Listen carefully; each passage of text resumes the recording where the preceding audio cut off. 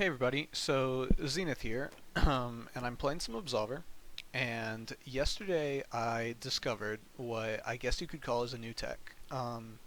It's not very practical, it's not really useless either. I put it in a Discord yesterday, but I just wanted to kind of it's kind of complicated. I wanted to put it out there, see if anybody could turn it into something, make it kind of cool, make it actually do something.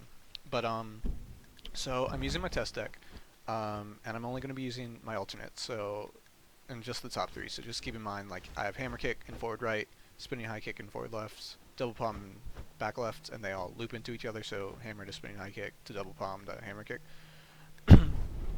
And so what I found out is it's all based around free camming and the lock-on system and that camera work and stuff. Um, and so essentially what it is when you're not locked onto anyone, you can still use all your openers. Everything still works, but your stance is determined based purely on your camera's angle relative to the position of your character.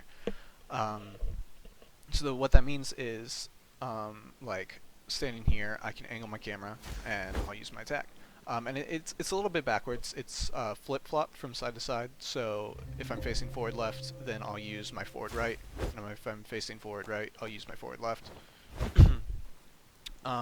But essentially what this means is, like, if I keep going, I'll continue through my moveset. But when I move my camera, it's almost as if my stance resets every time. So what this means is that you can essentially gold link the same move into itself. So here I am, I'll be using hammer kick, and as you can see, I'm gold linking it, and it's into itself. So that's pretty cool.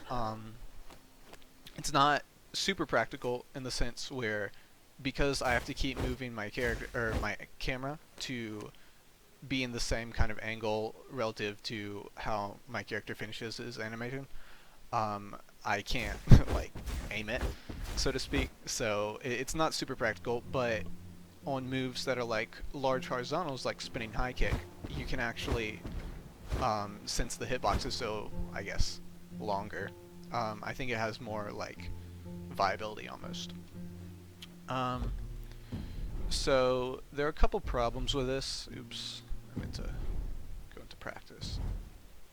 The couple problems with this, and that's that you auto lock on whenever you can still determine which move you want based on your camera, but you will auto lock on whenever there's like a character nearby.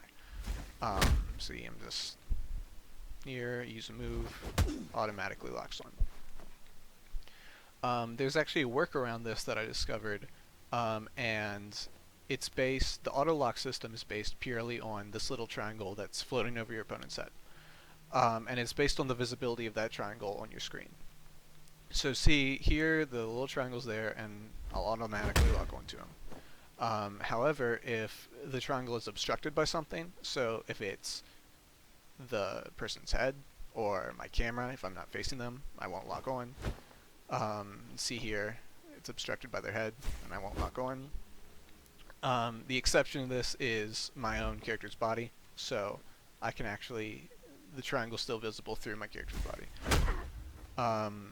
What this means is that essentially you can angle your camera in such that you keep the angle that will let you continue your gold linking loop into itself without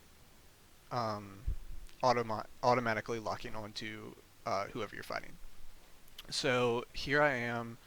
I'm going to obstruct the triangle by facing the camera down, and I'm going to be using spinning high kick.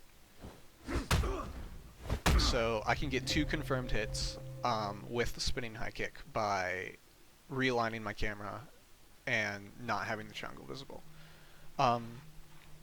This is where it's kind of impractical because, I mean, nobody's going to be standing still to the point where you can just fix your camera and say, hey, I'm going to hit you. But I still think there's some kind of viability with it, and you could probably play around with it. And even if that's not the case, it's actually just really fun to do. It's like human blender. But yeah, that's pretty much it. I just thought it was interesting, and if anybody can find anything to do with it, that'd be awesome.